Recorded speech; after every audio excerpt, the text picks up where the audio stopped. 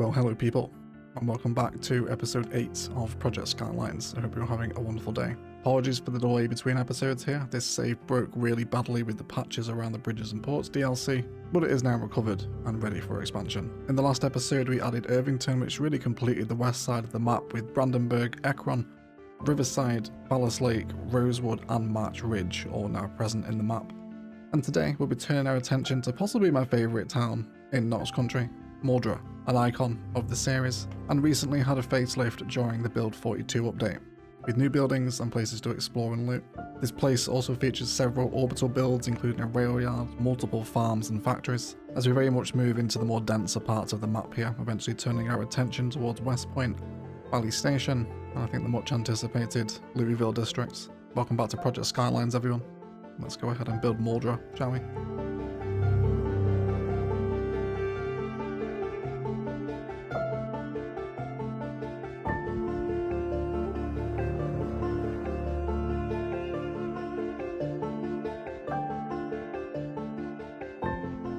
And there's only one place to start a Project Skylines episode, placing roads to the beat of the official soundtrack.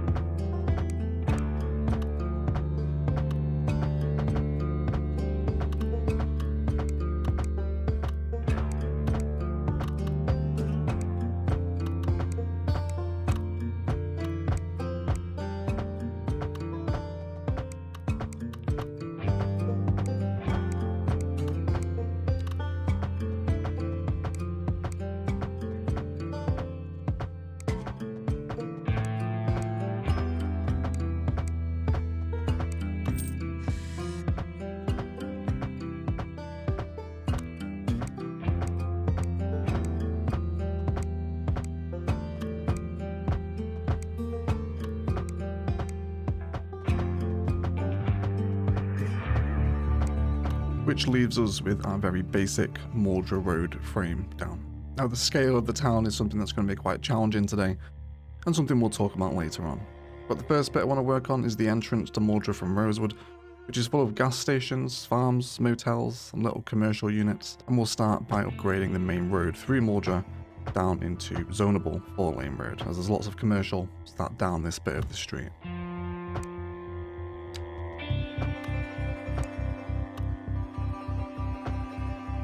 Also adding in some water tower details and some work sheds and what I'm assuming are fuel tanks sat in orbit of the gas station here. Again, if there's one thing I walk away from these builds feeling, it's how to position car parking against buildings. Surprisingly, one of the most inspiring bits of this whole project I've come across.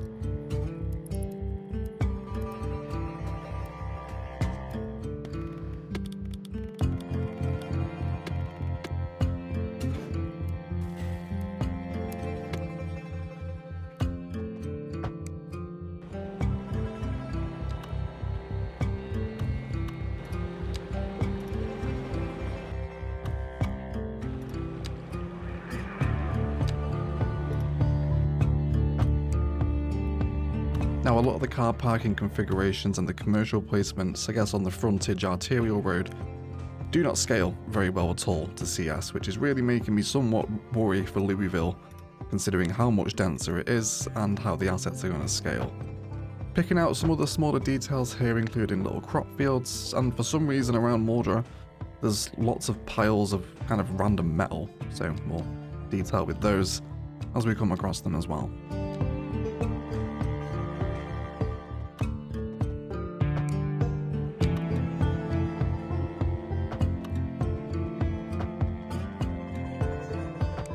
Which gives us our first little taste of Muldraugh. A little bit of farming, gas station, commercial, and some small residential.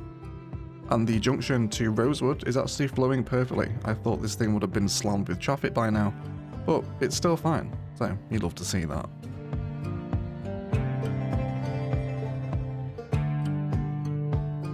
Coming back into Muldraugh, the town is a whole different blend of random builds. There's little factories, warehouses, perfect loot locations, industrial sites, police stations, schools. There's tons of little details to pick out for inspiration here, even as to how crates sit next door to factories, where these surfaces end, giving little grass boundaries between the road and the actual site itself. All super inspiring city building stuff.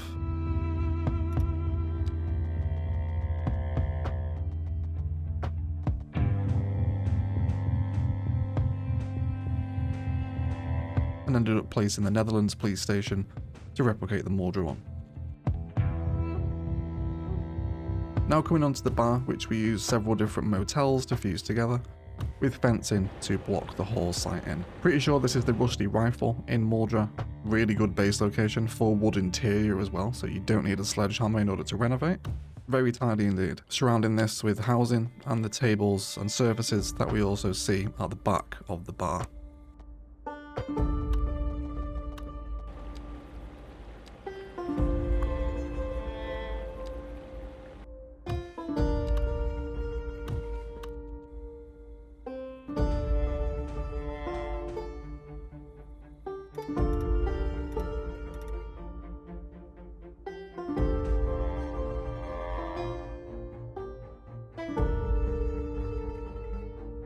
Now we come on to Muldraugh's gated community. I've been waiting to build this for ages. I knew the UK houses would be perfect for this little bit of the town. And one of the spawn locations in Muldraugh, of course, and you can see here where the scale's slightly off. We're having to adjust road sizes to fit 4 deep zonings, 2x2s in this instance. Wrapping the whole thing up with fencing. One of the bits of Muldraugh I'm most familiar with here is this little spawn location. And super satisfying to see it come to life in Project Skylines. Adding sheds and well-worn sand pathways in the gardens where you'd expect to find them in Project Zomboid.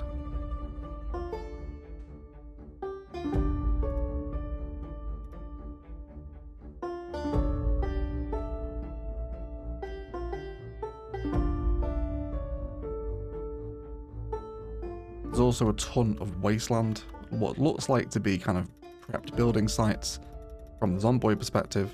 Almost as if there was construction going to be started here that unfortunately would never be completed.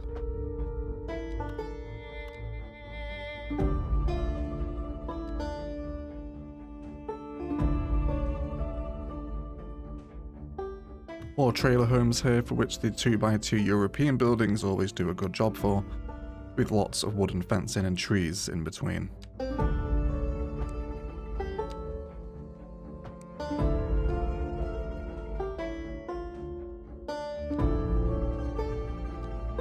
Now coming on to one of the many little industrial sites in the town, just a simple warehouse with services and parking alignments, some tool sheds, dumpsters and fencing. Pretty simple detailing as far as CS work can go, but it's just so effective at giving this scaled down version of Knox Country in the game. Incredibly satisfying to stitch together little sites like this.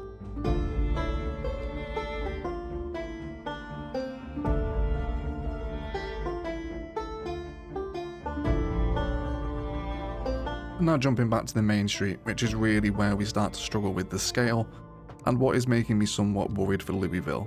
We do end up cutting some things out here. For example, there's a football pitch right close to the road, but we don't have a football pitch of that scale, so I have to change it out for something else, which is a problem we'll run into in the capital quite a lot, I think. So I'm going to try and stick to as true as I can, but having played with a much denser scale in Muldraugh, I can imagine some things might end up being cut from Louisville, but we'll see once we get there. Also taking exact prop placements here, several instances across Muldraugh with tables, bins and benches around the town. Next door to the police station lies a motel and an office block. And there's quite a few motels in Muldraugh actually, and a lot of the official assets work really well for actually replicating them in, as we continue to build down Main Street and the neighbouring suburban area.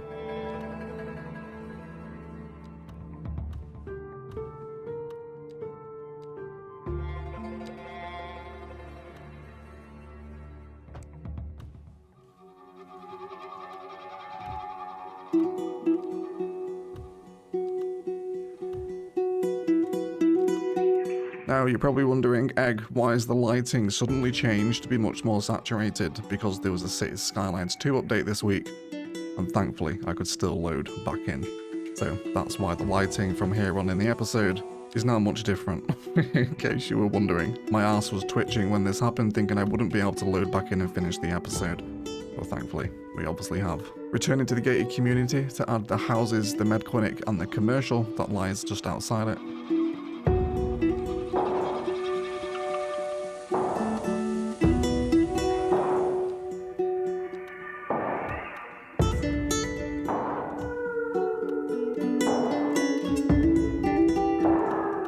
And then trying to fill in as much of the outer lying suburban residential districts as I can. Which again, the official asset pool for CS2 does a really convincing job of making you think these are Project Zomboid assets.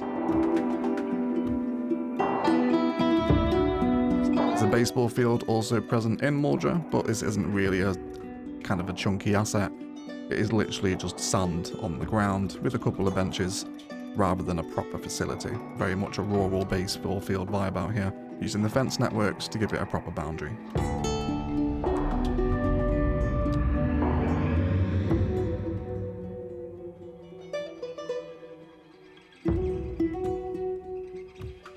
Now coming onto the northern side of the town, where there's a laundromat, a little convenience store, some car parking, and power substations as we come into the next motel, and the trailer park near this end of town.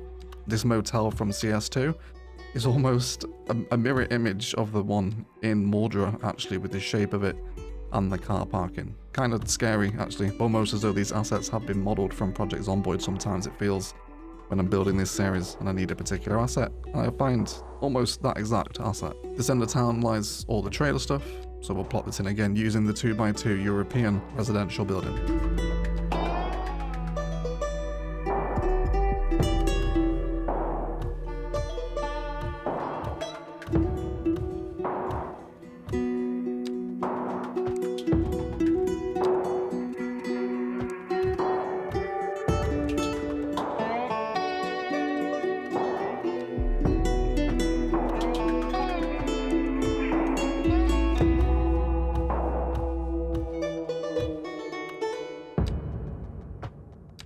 Included in this trailer park is what is clearly, I think, future trailer park expansion. It's the same road layout with some initial construction vibes here, tool sheds and fencing to mark it off from the general public.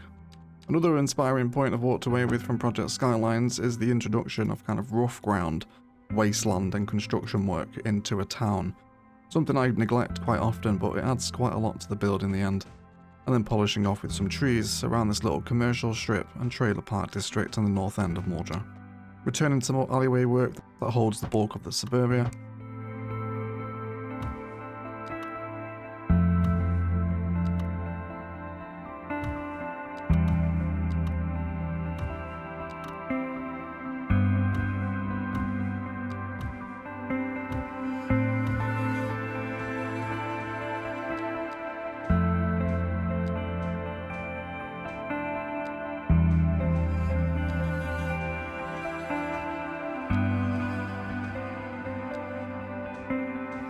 Before we arrive at a classic Muldraugh loot location, the self-storage just off the main road, for which we use some static ploppable warehouses, some concrete surface, and fencing with an entrance to create a really simple, inner suburban industrial district.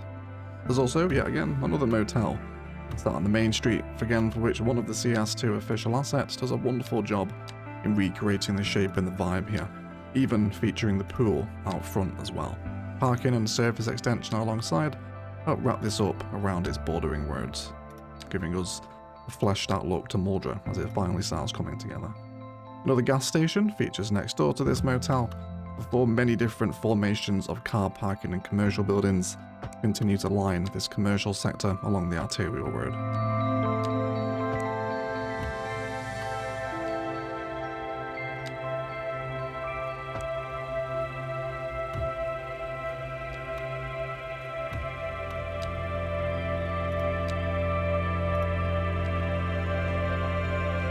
Another instance here of also referencing exact Muldraugh prop work, with hedge lining and fences around this commercial sector.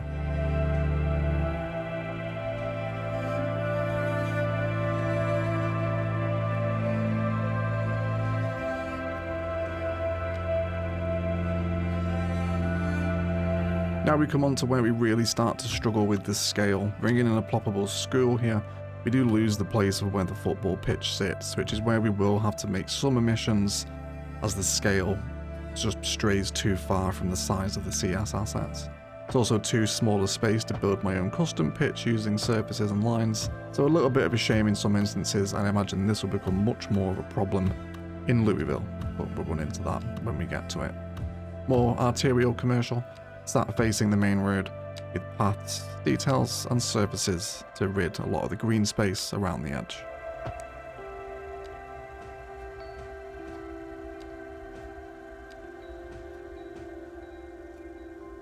We now come on to, yes, another little industrial site using small manufacturing buildings and warehouses with surface extension and chain link fencing. Does a really wonderful job for getting people in. Now the city's simulation is massively struggling with labour. We desperately need some high density housing in. Considering we have all the towns in so far and there's only 5,500 people living here, a lot of the commercial and industrial across the map is now complaining of labour. So we'll definitely try and get some apartments into West Point if we can. Rounding off this area with some cones, containers, again all little details taken from Knox Country.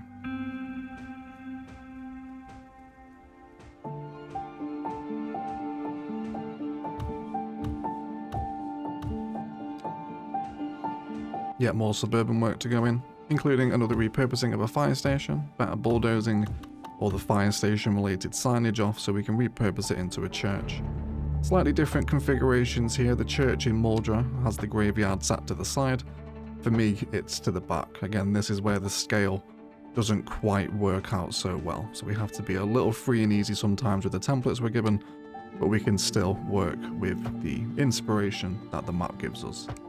Simple headstones, pathways, fencing, and some better bulldozer does a long way for turning your fire station into a pretty believable church space. As a note, don't sleep on the churches, they are full of fantastic carpentry experience.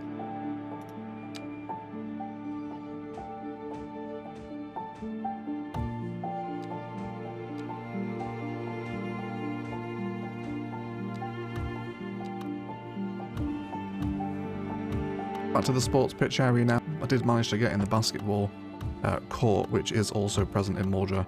Just, again, as I mentioned, had to omit the football field from here due to scale issues.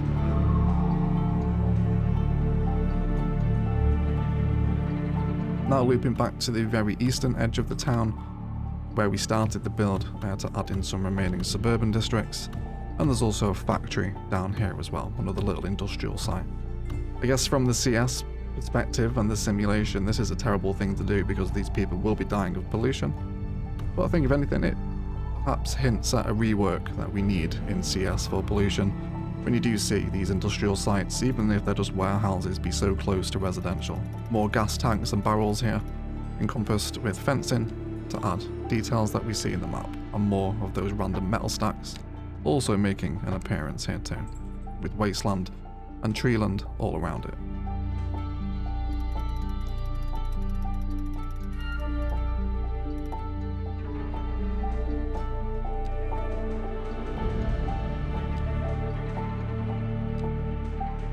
Jumping back up to Main Street now to work on more commercial and car parking configurations, which I hope is something you can walk away inspired from this city, because I think car parking can often be such a boring part of the city to build, but glancing to a video game in this instance for inspiration just shows you how you can wrap it around commercial, moving between different types, whether it's one-sided or double angular. Lots of different inspiration to be taken. You could do this with any video game really as well, Grand Theft Auto, The Sims, I suppose. It doesn't have to be Project Zomboid, just a case in point here.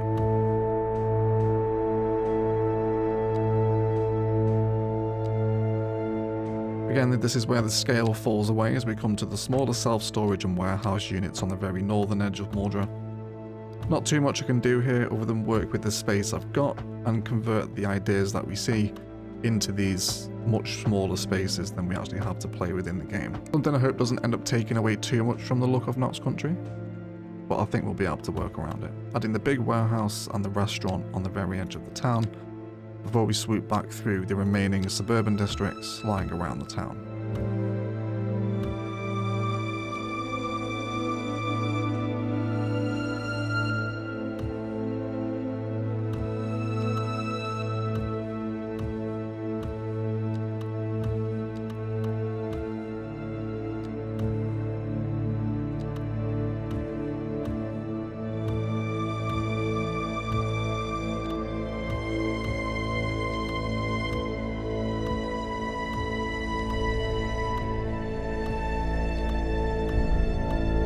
We now build the CDDA house, which is the challenge in Project Zomboid where you start on fire and severely wounded. I did actually try to find a fire element to set this house on fire permanently, but I couldn't find one, so if you know of a way to do that, please let me know in the comments and we'll make sure that the CDDA house in Muldraugh is constantly on fire, which I think would be a nice little nod to one of the more difficult challenges the game can offer you.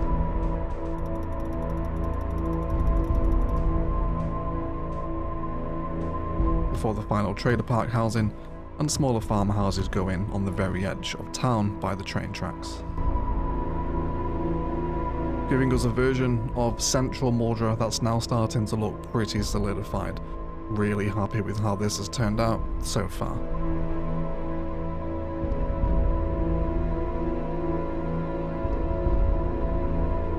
Now we come to work on one of Muldraugh's most key features, the rail yard, installing the roads that flow through the forest, linking us back to the arterial to West Point, and indeed back to Rosewood as well from here. Now I'll say this now, the train police are going to be triggered, but please direct your train complaints to Indystone, not me. These are not my train networks, we're following what's on the map. Fortunately enough, the space that Poplar Ponderosa have prepared for this area was exactly the same size as the vanilla rail yard, which could not have gone better. An example of where the CS scale converts near perfectly to Knox Country.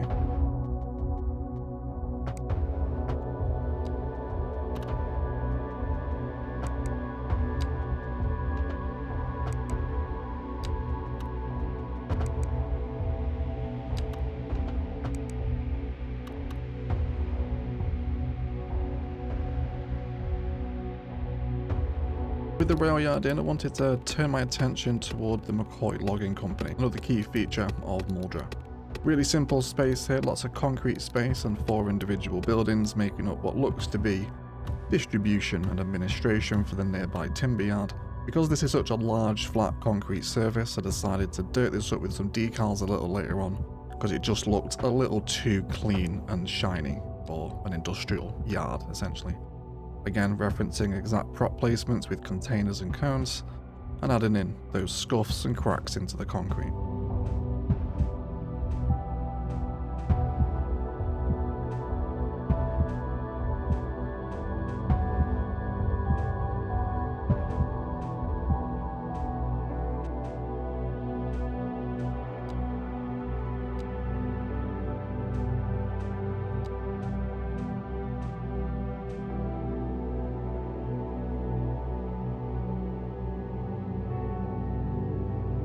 With the distribution depot in, it was time to have a look at the actual timber yard itself. Now thankfully CS2 has a whole bunch of log piles, which makes a build like this an absolute dream, and there's lots of torn texture around here. Sand transitioning to grass, to overgrowth, to forest, so a real mix for which riverbed thin, and the vanilla sand surface does a good job alongside those log piles in helping us create a pretty realistic timber yard.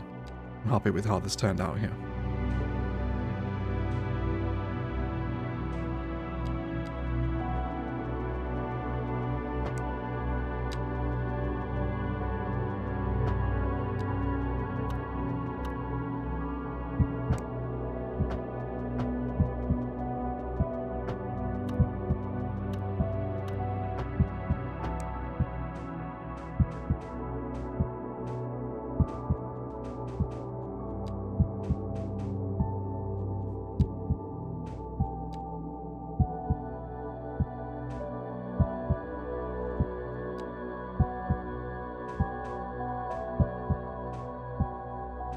I also wanted to find some signage, and the closest one I could find was the Carporco paper mill.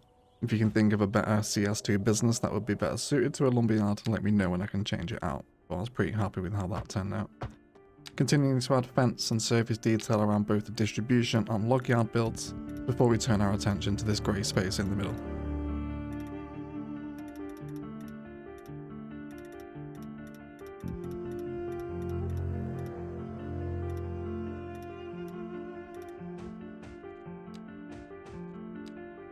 Before we turn our attention toward the grey entry space on the left, which again is referenced exactly to what we see in Knox Country.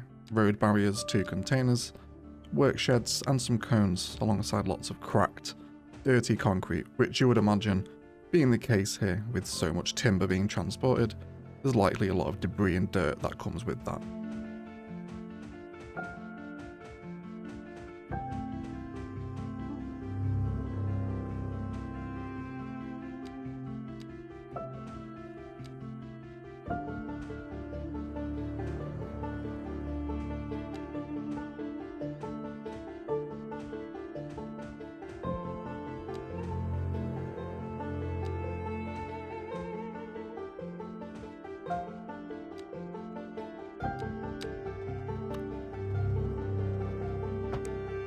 Just west of this lies another little construction yard, simple concrete foundational surface on rough wasteland with fencing and, I guess, structural construction going on. Unfortunately, I don't have the capacity to curate this in CS2 unless there's perhaps a range of custom assets now.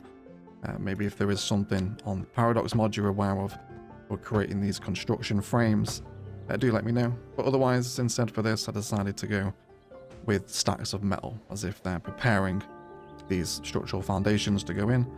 But unfortunately, of course, never got to finish the job.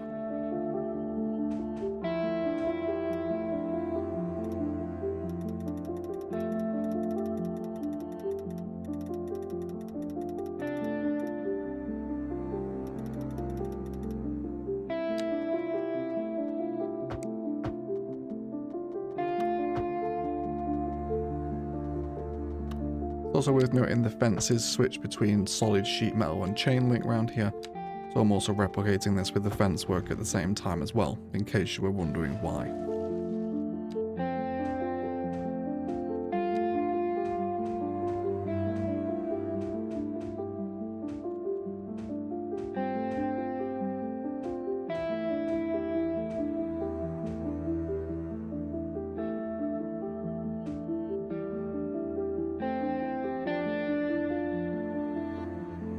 Further west of Muldraugh lies other fairly random bits of infrastructure, including a transformer, which I connect into the national grid, and then an elaborate farm, which one of the UK detached buildings work quite nicely for. I bulldozed off all the fencing and added in lots of well-trodden ground, chicken coops and barns to make up a dedicated farmhouse just on the edge of the town.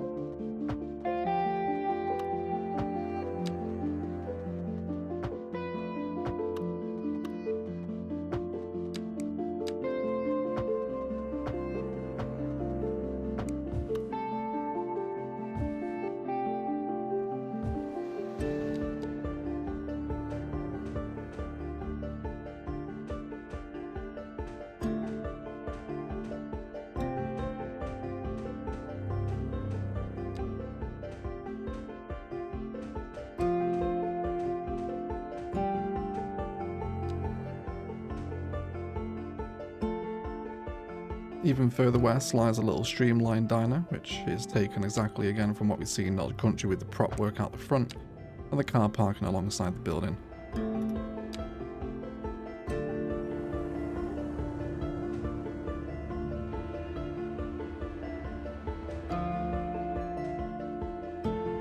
Coming further down this road here, we'll approach an industrial site, which is made up of multiple different factory and distribution buildings.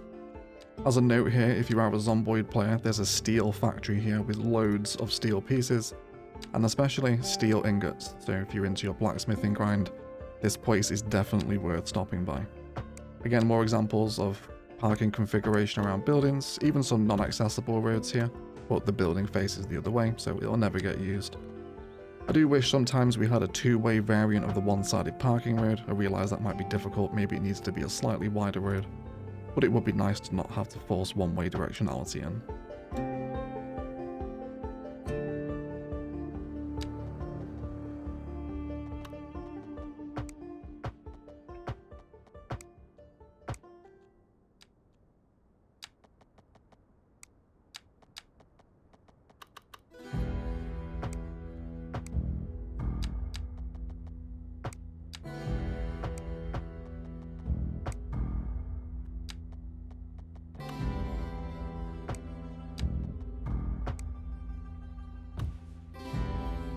There's also some tanks present in the industrial site as well, for which the new bridges and porch oil tank props come in perfectly for.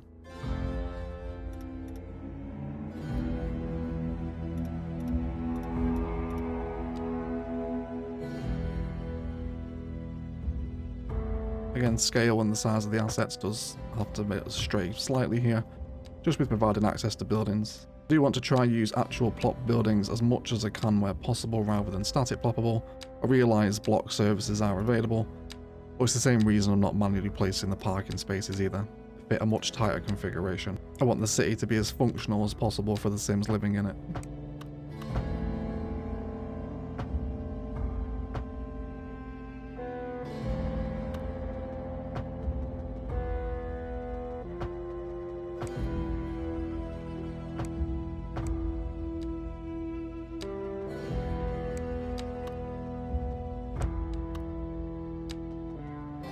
One of the industrial buildings is cut off from access here, but I do end up changing this around later. Adding in some more oil tanks with their appropriate concrete foundation here, with more tree work around all of the factories.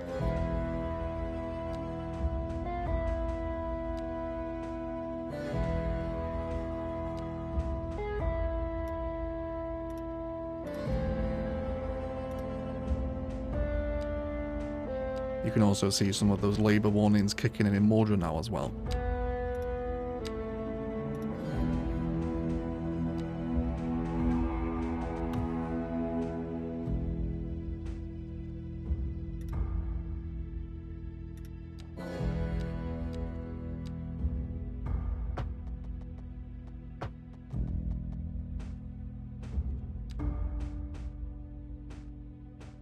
In the middle of all this looks like another construction site that will never be finished, which is quite depressing when you think about it, isn't it? All this stuff that was just left as the world ended. As a side note to the episode. And if you have made it to this point in the episode, please leave me a zombie emoji down in the comments below. At this point I also discovered the fishing sheds from the Bridges and Ports DLC as little industrial tool sheds. I'll definitely be making use of these in the series as we go forward. Yet more work to heavily trigger the train please with some of these turns, but again please reference the Build 42 map link down below. It isn't me, I promise. There's also a train station on the very edge of Muldraugh, which is a recurring theme in these Knox Country towns. The train stations are always small and out on the edge, never as a town centerpiece, which is again another point of inspiration you can take from a game like this. Ended up using just a small train station for that and setting up an outside connection. Before we come to the Northern Muldraugh Farm, a really popular base location for Muldraugh. If you haven't based here, you're just a short walk from a large warehouse. You have access to nearby water, alongside a pre-built farming space. Pretty top tier base this one, especially if you're playing in the CDDA challenge. This is just a short, naked jog through the forest.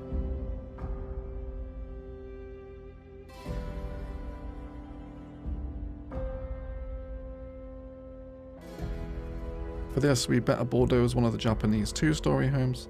Lots of fencing around our favourite farm surfaces, chicken coops, and tool sheds.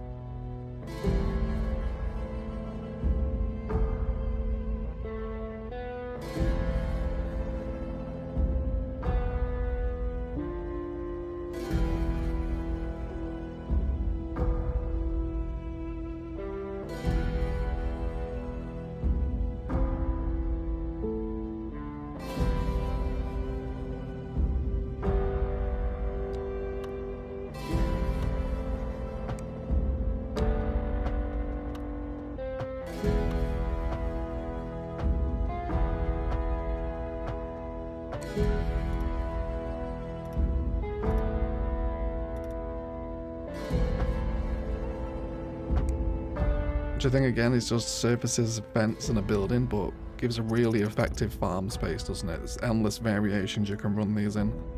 Just a little further north across the tree line from this farm is also more fields, barns and tool sheds down a dirt road.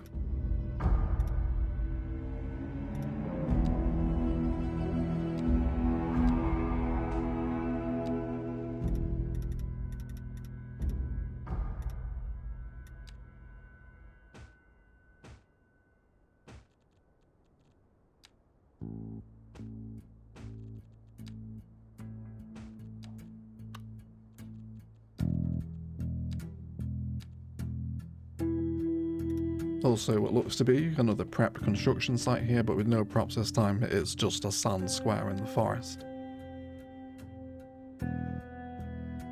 After this is done, we're jumping back toward the rail yard here, where there's a few more of these little orbital industrial sites that really surround Muldraugh.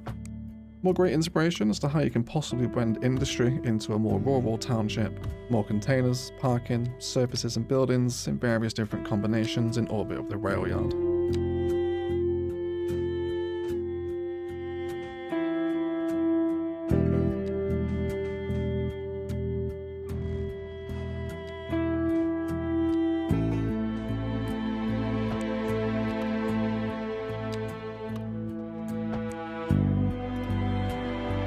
There's also a car park present on the other side of the rails too, so we dropped in a medium car park here as well. I imagine purely for workers at the rail yard parking here long term. On the other side of Muldraugh, back near the log yard, lies a relay station, which again is pretty much exactly as it is in the game, using one of the telecommunications towers better bulldozed, with our own surfaces, props and fences around it to give us what we see in the game.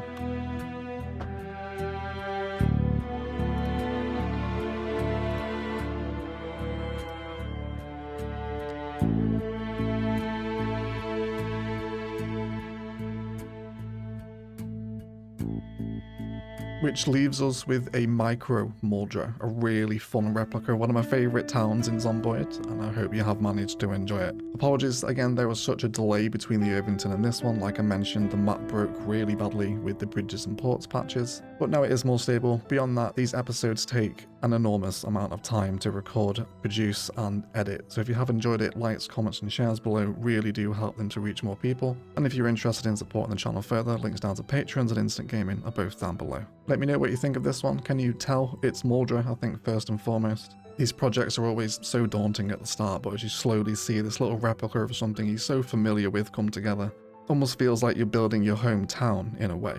Very different series to record. I hope you are enjoying the episodes. An enormous shout out to the patrons and YouTube members that support the channel, and please do hang around for the cinematics.